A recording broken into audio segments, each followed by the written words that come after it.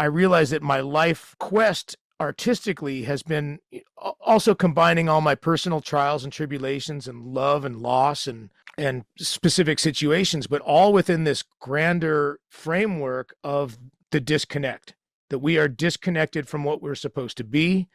We're disconnected from what our potential is. We're disconnected from our relatives, the rivers, the mountains, the trees, the other animal life on this planet. We are actually biologically, physically made up of the same stuff. We are literally children of Earth. And so to talk about spirituality as if it's separated from matter is weird. But it's the way, since monotheistic religions, that's even the way people look at neo-paganism and things like that, that somehow the spirit is separate from the physical world. And I just don't think you can separate any part. It's all one. It's all one.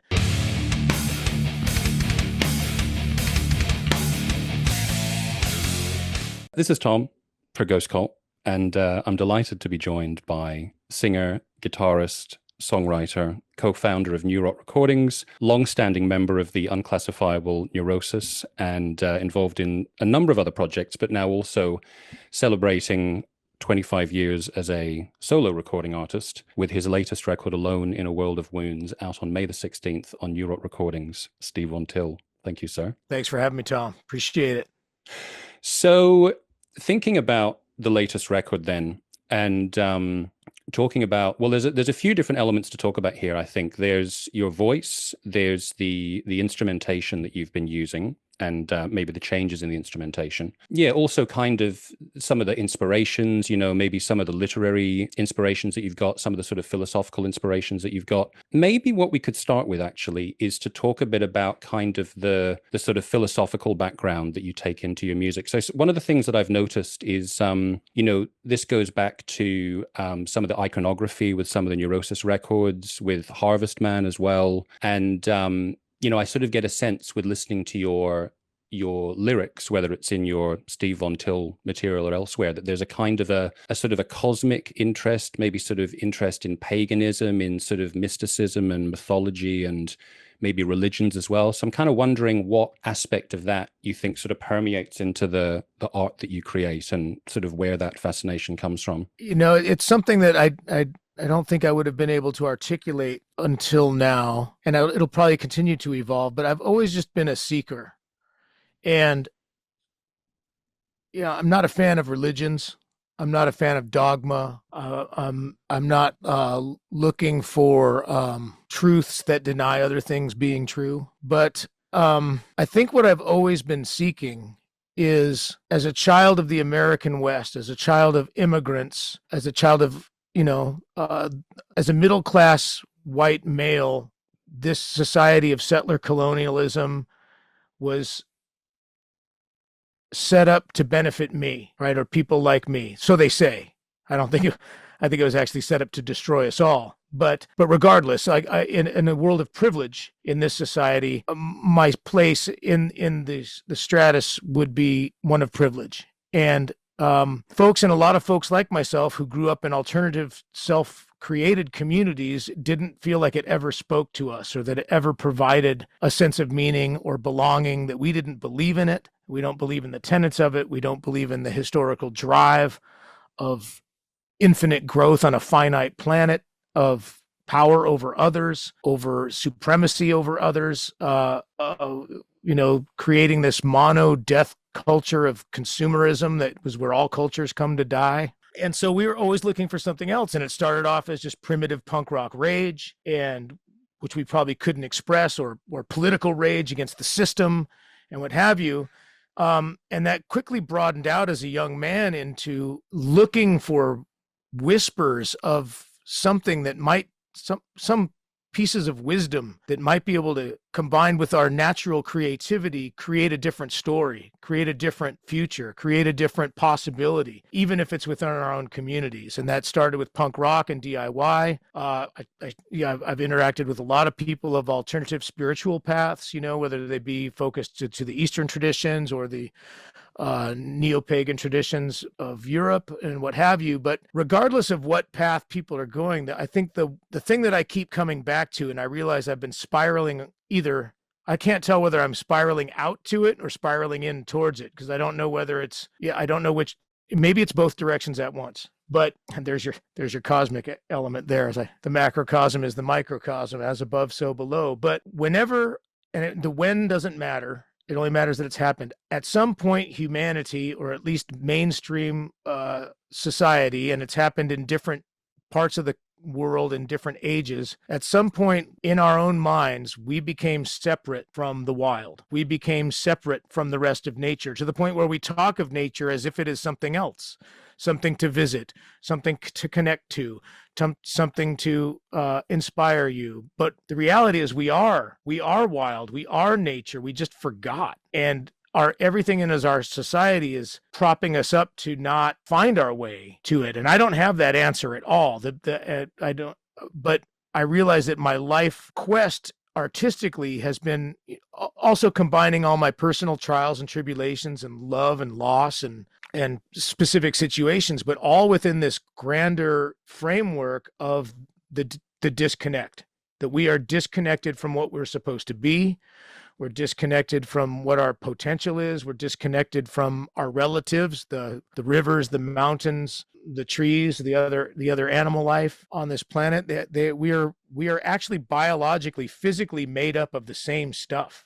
We are literally children of Earth. And so to talk about spirituality as if it's separated from matter is weird. But it's the way since monotheistic religions, that's even the way people look at neo-paganism and things like that, that somehow the spirit is separate from the physical world. And I just don't think you can separate any part.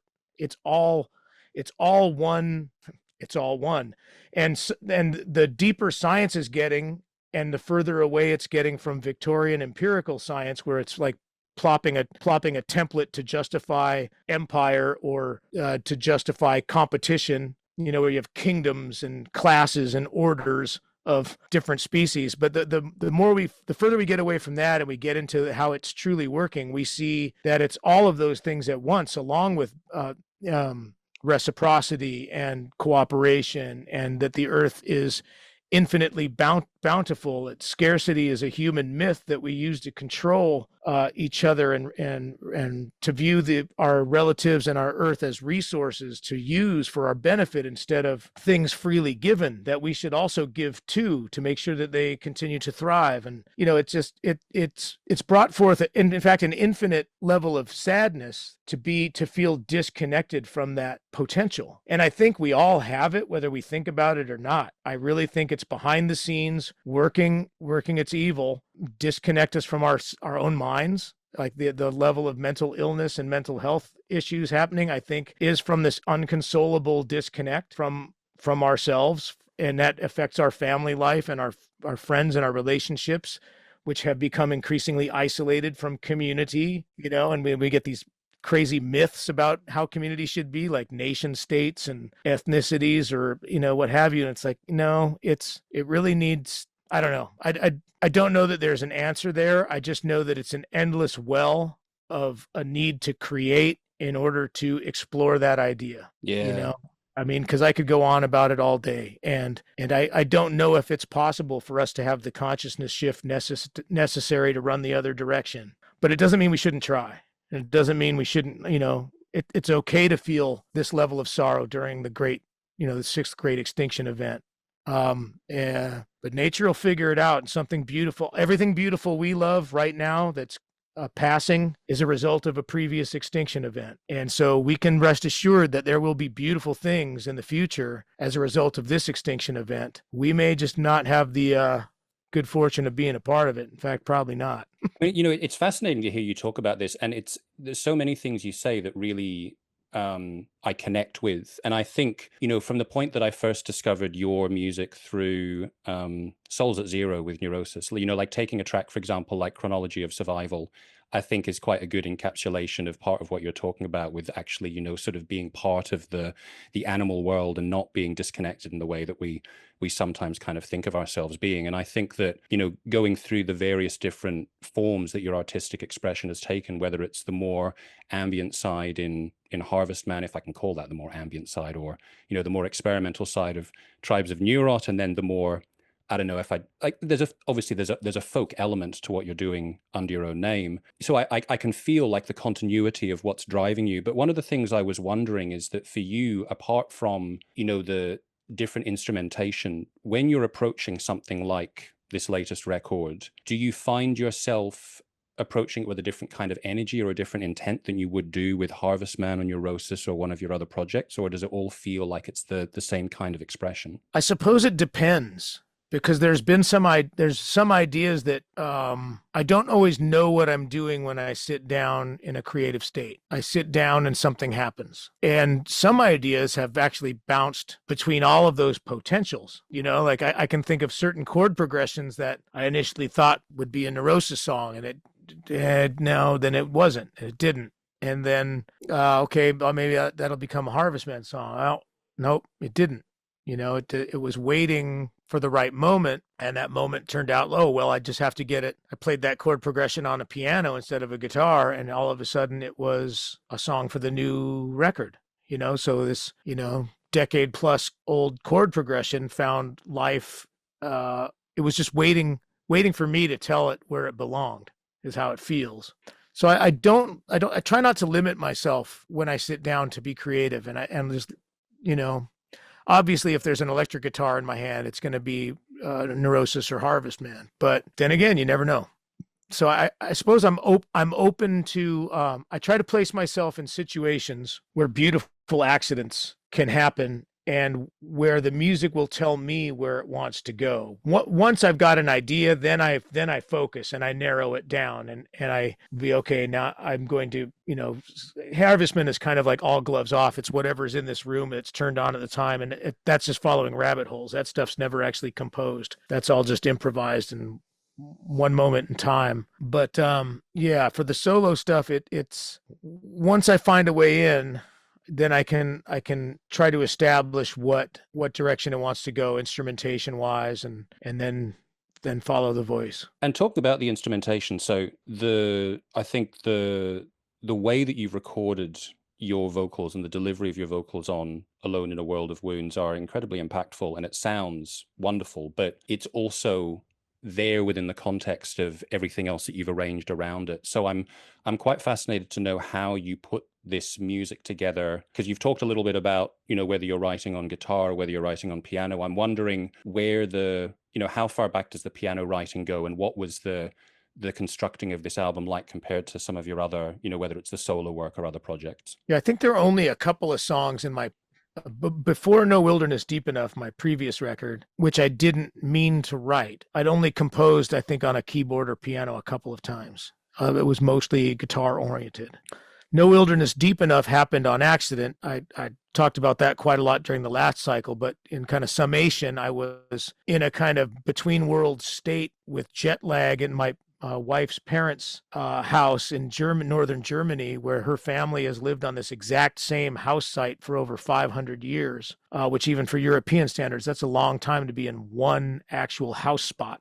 And a small, simple farm. They lease most of the land to neighbor farmers because they didn't farm the last generation. But it just got me thinking, as I was sitting there trying to teach myself a piece of new software. I'm like, okay, if I'm not going to be asleep, turning on the television doesn't help. I'm in Germany. So I'm just going to get up and mess with this software. And I couldn't figure out the software, but I came across a really great piano sound, and I had a really simple keyboard. And I just recorded these very simple chord progressions and pulled up a Mellotron sample bank and found some really nice vintage Mellotron string synths and layered some things, and was just messing around. I wasn't trying to do anything. And when I got home a couple months later, I opened up the files here in my studio and went down that rabbit hole again and started adding some Moog synthesizer and fleshing some things out. And I went, shit, I have a whole record of pretty different music here. I think I just wrote an ambient neoclassical record by accident. So I called Randall and I said, hey, I think I want to book studio time. Let's get a cello player and find me a real piano. I'd like to record this. But I don't know what it is or what I'll call it or anything. And he, infinite gratitude to Randall for challenging me. He said, well, don't be a coward, sing on it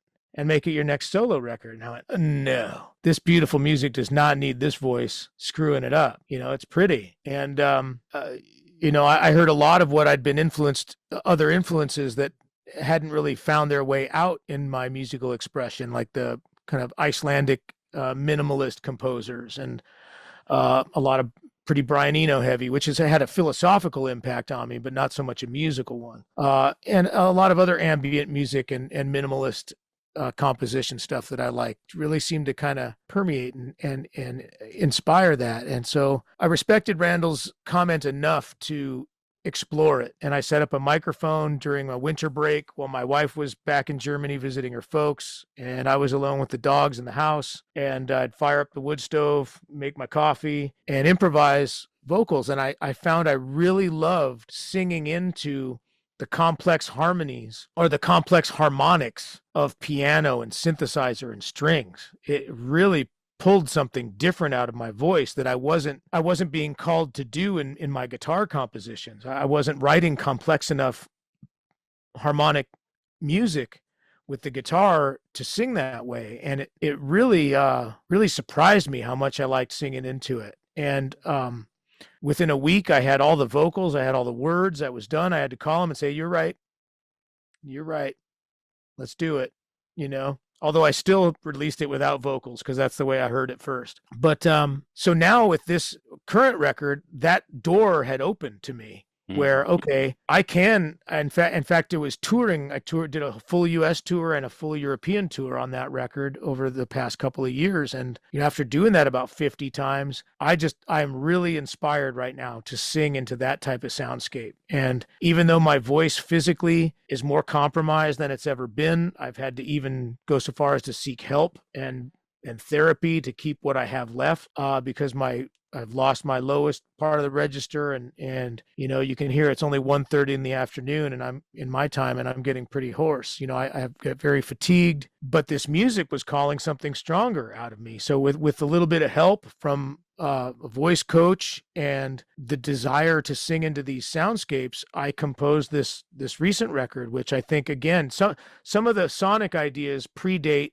No Wilderness. Most of it is after, but all of the approach is informed by the experience of creating that by accident and touring those songs and wanting to sing into these complex textures. And I think learning to use the limitations of my voice in a better manner. You know, the last several records, I always had the benefit of singing into some beautiful microphone, which it's never the tools, but it doesn't hurt to have a beautiful tube condenser going through a vintage tube compressor and, you know, getting that rich sound that we love off those old records, you know. But so that I think that the music gave me the confidence, and the coaching gave me the confidence to go out further than I had been before, to really own that I am a singer. You know, it's weird to say that, but I feel I'm 55 years old and I feel like I'm just finding my voice. I feel like I'm just becoming the beginnings of the singer I want to be, which is ironic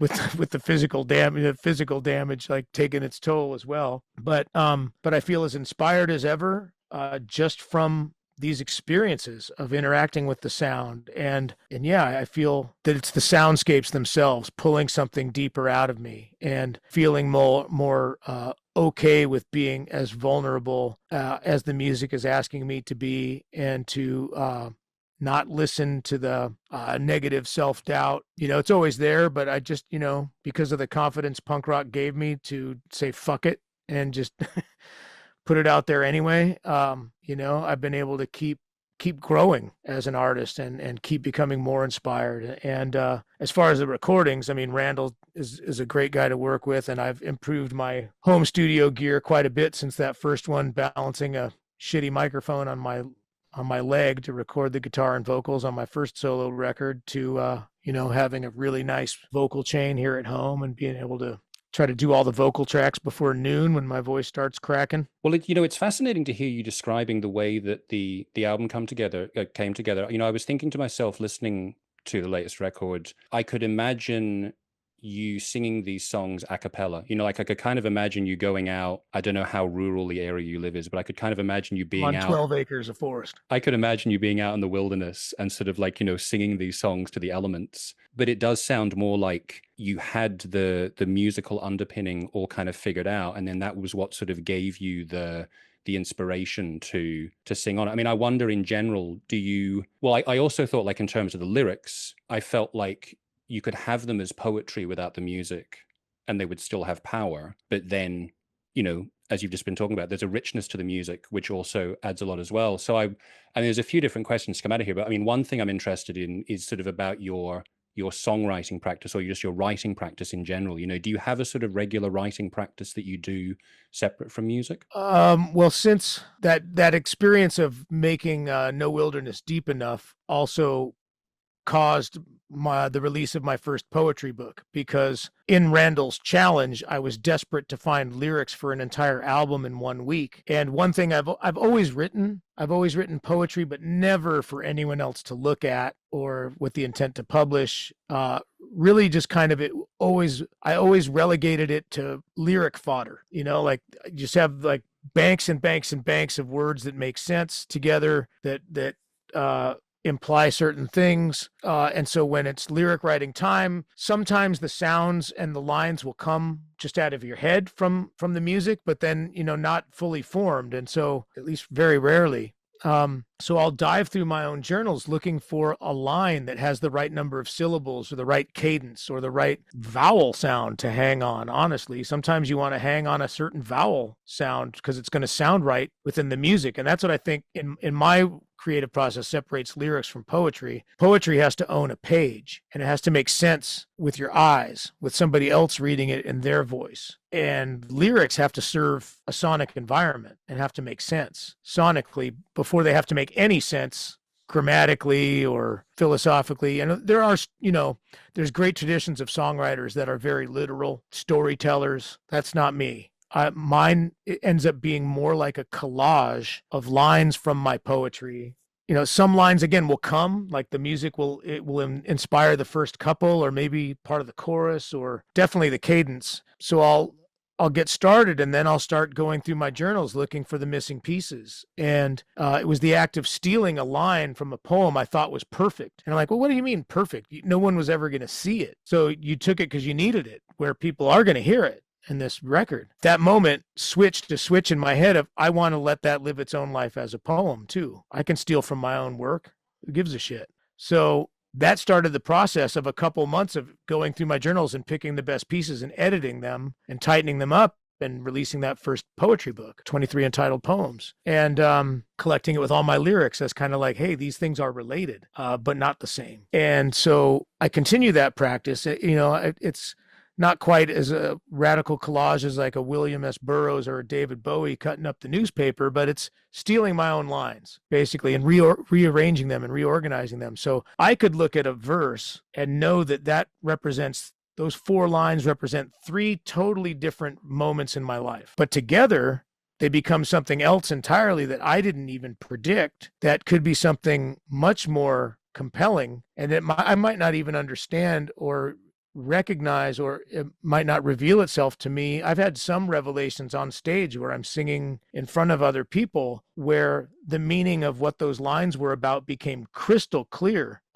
However, what those lines were referring to hadn't happened yet when I wrote it. So they became like my own tarot card or something, like just using words to make sense of your reality. Or to put things in unexplainable events into some sort of context. Yeah, well, I have to say personally, when it comes to the sort of the cosmic mystical side of life, I quite like the sense that there are mysteries that are sort of unexplainable.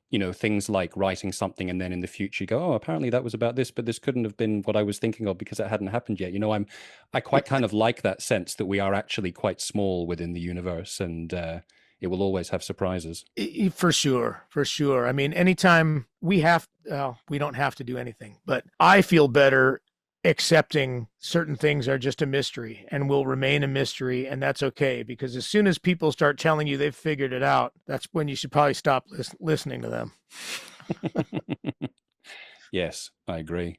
I wanted to just touch on one more thing about your singing. I was thinking to myself, without embarrassing you, you are one of my favorite voices in music. And I completely appreciate that from your point of view, when you are, losing your voice, when you can feel that your range is going, there are going to be all kinds of frustrations. And, maybe like just to randomly popping into my head, I know that, for example, Kurt Cobain apparently did not like his voice at all. And yet, for many people, he's this gigantic inspiration. And I was thinking to myself, a lot of my favorite singers, like people that I wanted to sound like and then decided I don't have that voice at all, like people like yourself, Mark Lanigan, Nick Cave, Greg Dully, they don't necessarily have like, classic singing styles. It's like I can appreciate an opera singer for the beauty of the technical capacity, but somehow there's a kind of like a raw expression as well as having a resonance that really connects with me. I mean, I'm wondering just for you as a vocalist in terms of your inspirations, are there any particular people that have sort of guided or, sort of that you felt like something that you aspire to vocally? Mostly, I guess it's just authenticity. You Mm. know, I mean, yeah, what I wouldn't pay to have a Mark Lanigan type voice. So to have you put me in the same sentence is not worthy, but thank you. But there, like I remember growing up and hearing people bag on Dylan because he couldn't sing. I'm like, what the fuck are you talking about?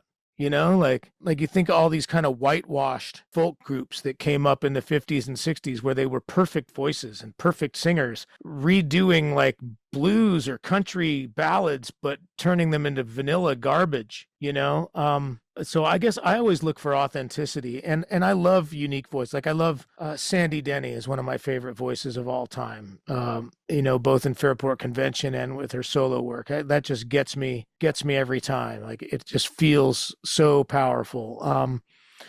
Bob Dylan, Willie Nelson, and his phrasing. Like Yeah, he wasn't absolutely. taken seriously at first because he wrote great songs and other people made them famous. He didn't get his due until much later in his career when that kind of outlaw hippie cowboy combo came out of Texas. But his phrasing is so unique and so incredible. I just love those unique voices. Whether they're hardcore from hardcore punk, like John Brannon is a huge influence. I mean, first of all, when growing up with hardcore and you didn't have a whole lot back then, you had Minor Threat, Bad Brains, Negative Approach, and all great voices. And his would pin you to the fucking wall. So powerful. Then for him to develop into that blues driven, druggy dirge of Laughing Hyenas, where he was able to use that powerful voice with so much soul and Mm. expression and anguish and a broader range of emotional expression. I that's one of my favorite voices. Obviously, Lanigan is incredible. I love the way Johnny's Cash's voice feels in his elder years when it becomes vulnerable and very fragile. I think those records really carry a weight because he's still letting it hang out there, even though he's maybe in some ways must have not have felt like he once was, but he was maybe purer of heart Yeah. uh, in his reflective days. So yeah, whatever's a compelling, moving, strong voice. I mean, fucking Chuck D. Yeah. Like anything he narrates, I will listen to it. Like he did it when Spotify first started doing audio books or audio series. There was a history of the Clash Hmm. narrated by Chuck D. I'm like, Oh, wow. I'm in. Yeah, for sure. I'll listen to that voice tell me stories all day. And even just with regards to voice, like I'm a big reader, but I've also really gotten into audiobooks if the author is reading it in their own voice. I feel just the same way. Yeah. I want to hear it you in that know voice. like hearing Bruce Springsteen read his life story in his own voice is perfect. Yeah. And yeah, so yeah, I guess just authenticity and that they mean it. No, I think that's a really great point that you make because, yeah, despite the fact that I do have these great sort of inspirations in terms of singers, should never mean that I really want ultimately to sound like them. It's like I'm never going to sound like Tom Waits, and I would never want to sound like a third-rate version of Tom Waits. So I think ultimately, yeah, you're absolutely undisputably right that you've got to find whatever is the authentic voice, and that could be anything. And you can be inspired by people that don't sound anything like you, and they can still inspire you even if you're entirely sonically unrelated to them. I don't want to keep you too much longer. Certainly along the topic of not making you have to talk for longer than is necessary. This is my last one for today, so we're all right. All right, cool. I wanted to touch on Neurot. I was talking with Josh Graham not so long ago, and we were talking about his Guiltless project, and he was speaking very fondly of you and of Neurot Recordings. And I also have very fond feelings about Neurot Recordings. You know, you seem like it seems like a great ethical record label with great principles, and I love a lot of the varied music that you put out on it. I'm saying you a lot, but I would actually like to kind of understand a bit about Neurot. Like, I think you co-founded it with other members of Neurosis, but I have a feeling that you're kind of central to it now. Could you tell me a little bit of the story in a sort of brief version of Neurot Recordings and how it got to the point that it's at now? It's been run out of my house since we started it. Yeah. So artistically, we came up with the ideas together of what we want. Initially, it was going to just be a home for our stuff. We had great experiences on great levels, on great labels, we started out on Alchemy Records, which disappeared and got weird, but it's where Melvin's first record and some early Poison Idea was, and Clown Alley, like great company to be in for a first album. And then Lookout for our second record, which, was more of we were kind of the black sheep artistically in that, but those were our people of the Gilman Street scene in Berkeley at that time, Green Day and Isocracy and Operation Ivy and bands like that. And then we had the great privilege of being on Alternative Tentacles, which had a heavier, more psychedelic, abstract, but still varied. You had Zenigeva and VHK from Hungary and Alice Donut and, just so many great bands. And then we went to Relapse when the heavy music world started becoming it was weird. There was a moment in time there where punk seemed to be like narrowing its vision, and heavy metal started opening its mind, which as a bunch of punks, we thought that was pretty weird, but whatever, you go where you're wanted. Right. Yeah. And so we spent some time on Relapse and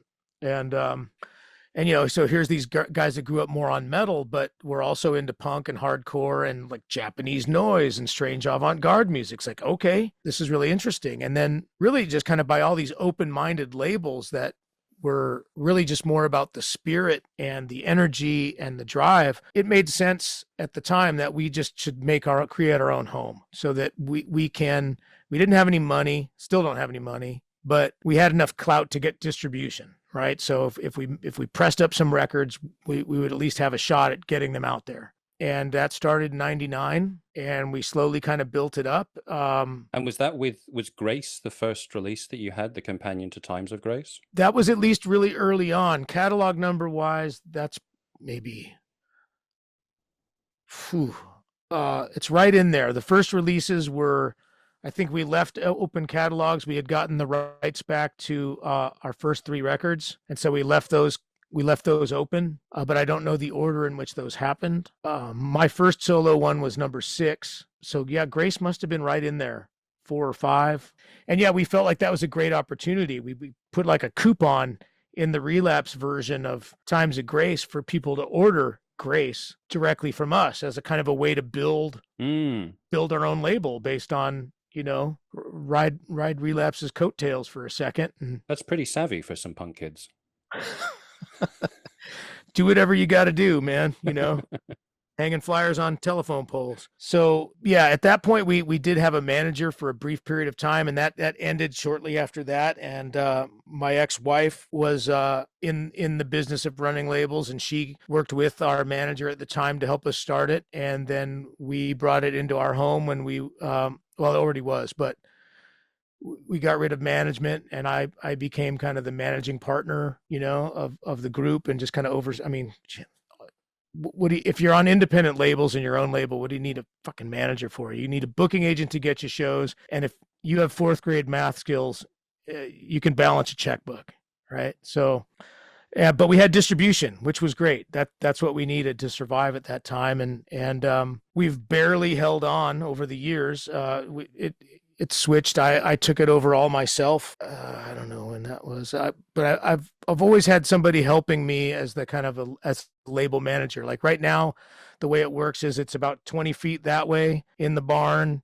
We have a part-time label manager that comes in a few days a week and takes care of stuff from home as well, just to get stuff where it needs to go and to help me with the product management while I'm teaching school. And we try not to live in debt. If sometimes, we get, it really is touch and go. Like as much as I'm a vinyl fan, it was easier in the CD days because you had less upfront costs. Yeah. Like vinyl's beautiful. I prefer it as a format, just as a fan. But it's really expensive to make.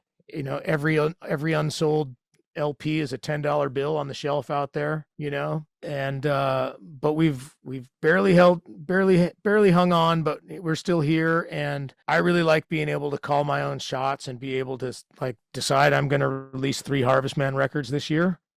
Even if I have to float the cost of those pressings myself because the label can't afford to indulge my, so I'll Your use conceptual triple album vision. yeah. So I'll use the big bucks I get from being a primary school teacher to fund my lifestyle. But fundamentally, what I still get out of it is we had these labels that helped us on our way who didn't have the means, not necessarily financial, but just distribution or know-how to get a record out there. And so if we can help other artists the way we were helped, if we can also put out artists that we feel puts our music amongst our peers that we choose instead of who somebody else chooses. And I also like the kind of old world value of you buy the chair from the chair maker and you buy the shoes from the shoemaker and you buy the album from the artist. Seems to be the only way that makes sense. It still is a struggle out there, and but we're still here 20 something, 25, 26 years later. And I haven't closed the doors yet. So yeah, I mean, I can believe it's a struggle, but it's inspiring. I think you're definitely fighting the good fight. Ever since I discovered DIY in the mid late 80s, I just wanted to participate. I just wanted to be a part of it. Before I had a band anybody gave a shit about or whatever, I started a fanzine. I had the idea to start a record label. I started a band. I put on gigs in backyards or whatever, made flyers. I just wanted to be a part of creating an alternative culture, an alternative to the mainstream culture that we don't believe in. And I was inspired by all my heroes, Maximum Rock and Roll, Discord Records, over in the UK, John Loder and all the labels that he helped Crass and Subhuman start. And, and that kind of DIY movement around the world at that time of when it was fucking difficult. You had to actually write a letter and put a stamp on an envelope and mail something to somebody in hopes of making connection with a punk band in Sweden or Poland or so really that just that put me on my life path. And some of us, and that not all of us, but some of us from that time became lifers. And I still meet those people. I just was at Roadburn in Holland 2 weeks ago, and I met people I met on my very first trip to Europe. Wow. And it's been my community, it's been my purpose, and a home for my artistic freedom. Yeah, I think community is a very important concept. And so thinking about the release of Alone in a World of Wounds, in terms of people getting hold of it and, playing shows to support the record, what have you got lined up and what actual formats is it going to be available on? It will be available on LP, CD, and digital, and of course, streaming for free. And so coming up for it, I've got a Bandcamp listening party, I've did that with my Triptych records. I wasn't sure what it would be like. They're actually quite fun. You get on, schedule for a certain time, and it just starts playing through the Bandcamp app, and people can talk to you and engage with you while it's going, and you can kind of share some anecdotes about the process and about what you remember about it. It's pretty satisfying, conversation to have there open with people, and people have been super respectful and responsive. So that's been fun. In a few weeks, I'm headed to Toronto for the Prepare the Ground Festival, where I'm doing a Harvestman set and a solo set of mostly new material. Roadburn 2 weeks ago was the first time I played with Brent Arnold, the cello player who was on my last 2 records, who actually wrote all the string arrangements. First time playing with him, I've had great cello players on my last couple tours, but having the guy that actually wrote the parts has been really satisfying. So I'm looking forward to continuing that with him there at Prepare the Ground. And then end of June into July, I've got 3 weeks of European dates, mostly Central Europe. No UK, no Scandinavia, no Spain or Portugal. Sorry, I only got 3 weeks. There's a lot of Europe out there. Yeah, but it's going to be me and Dave French and Brent Arnold kind of just taking out this this new record. The set is mostly the new record and a couple songs off the previous one, and maybe we'll throw an older one there because it's a headliner set. But I'm like I said, right now I'm inspired to sing into these soundscapes. Yeah. And so that's kind of what I want to explore. And we're actually taking a guy from Leeds out as main support who I met at Roadburn. His name is Matthew Broadley, and his thing is called Greet. It's just harmonium and voice, and I think that'll be really cool to take that out there. Very, very kind of. He's very aligned with that kind of pagan-leaning megalith culture fanzine, like that kind of new fanzine world that's been blowing up in the UK in the last several years with zines like Weird Walk and Hellbore, and yeah, it's a whole. I don't know if you're aware of it, but it's a whole universe going on. No, it sounds like I've got a little bit of homework to do. Oh yeah, it's cost me a lot of postage of buying these fanzines from the UK. Yeah, well, there you go. I've got the advantage in that respect. Then I have no excuse. Yeah, no excuse. So go get your Weird Walk on. And then I'll come back just in time to play this Fire in the Mountains festival, which happening on the Blackfeet Nation in Montana, about 6 hours due east of my place here, where, and I'm going to go off on a tangent here, but it's going to be one of the most unique things I've ever been a part of. Fire in the Mountains as a festival began with some metalheads wanting to have extreme music in extreme environments, because they're all kind of outdoors people as well. So they were doing it within view of the Grand Teton Mountains. They'd like rent a ranch and put on a festival of which started off slow with smaller local bands. And then a couple of years ago, I played their biggest one to date, where they brought Enslaved over from Norway, and they had Yob as one of the headliners. I had headlined the opening night as kind of the acoustic stuff, but also had like some Slim Cessna related so they were definitely varying the genre around. But what really impressed me about this was not just, so you had a Leave No Trace, eco-friendly, heavy music festival in this heavy environment, but they had all these lectures and talks, which had indigenous perspectives, native perspectives on music and its connection to landscape, ethnobotany walks of native plants, yoga, like all these things where I was like, what is going on here? Like, are these Western US black metalers becoming the new wellness hippie generation, but with a deeper context? Like, like they've got an edge on it. And they lost their venue because the rich people in Jackson Hole, Wyoming didn't want them to return. And as they were looking for a new spot, this guy who I'm now proud to call a friend, this guy Charlie Speicher, who lives on the Blackfeet Reservation, he is the director of the alternative high school there, Buffalo Hide Academy. He brought them out there to check out this kind of beautiful land out there in their sacred landscapes of the Blackfeet Nation there just east of Glacier National Park, and asked them if they would consider bringing it out there. The caveat being if they would work with the Blackfeet Nation and the tribal council, especially them in the schools, to help fight the suicide epidemic that the youth are experiencing, the target age being between, junior high and high school age. It has just fucking exploded in the last several years. And these badasses that have started the Firekeeper Alliance, of which now I'm a board member, they are wanting to change the whole idea of mental health, what mental health work looks like in Indian country. It has to be indigenized. It has to be in alignment with native heritage and philosophy and their connection to their land.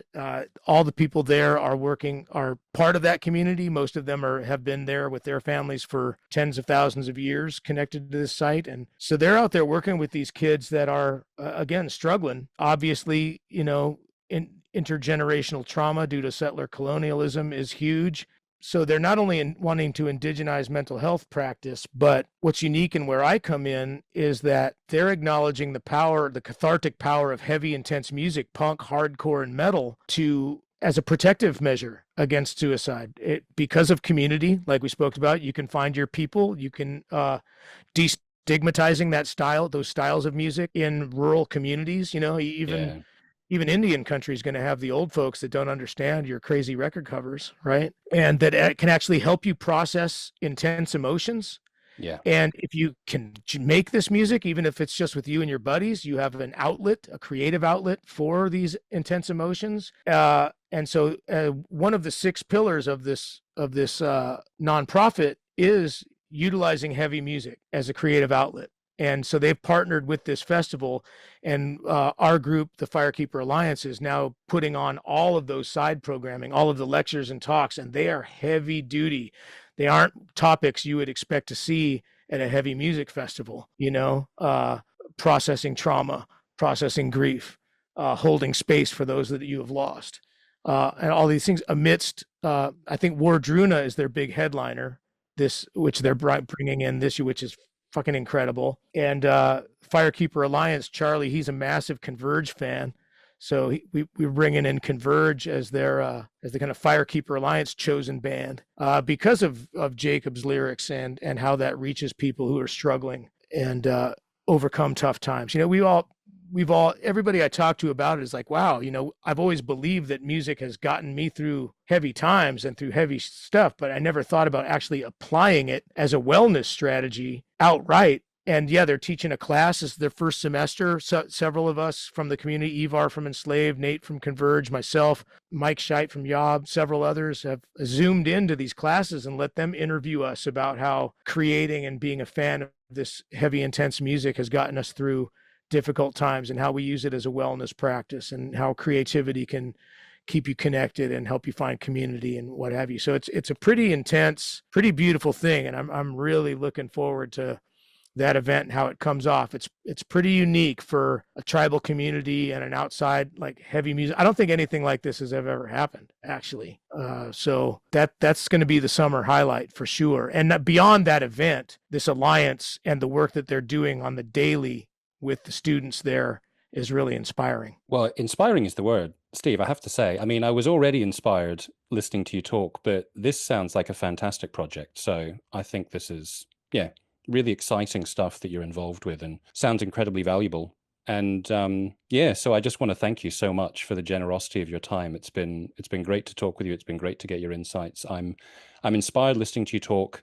I'm inspired by your music. The latest record is great. I hope that it gets a fantastic reception when it comes out, and I hope that you have a fantastic time taking it on the road as well. Well, thank you, Tom. As you can guess, I also appreciate your work, as it takes all of us to make this community, and without venues for weird artists to speak about things, we'd just be spitting in the wind. So it takes all of us to make this community. So thank you for your time and your work and your thoughtful discourse. I appreciate it. Thank you so much, Steve. It's been my pleasure. All the best. Yeah, you too, man.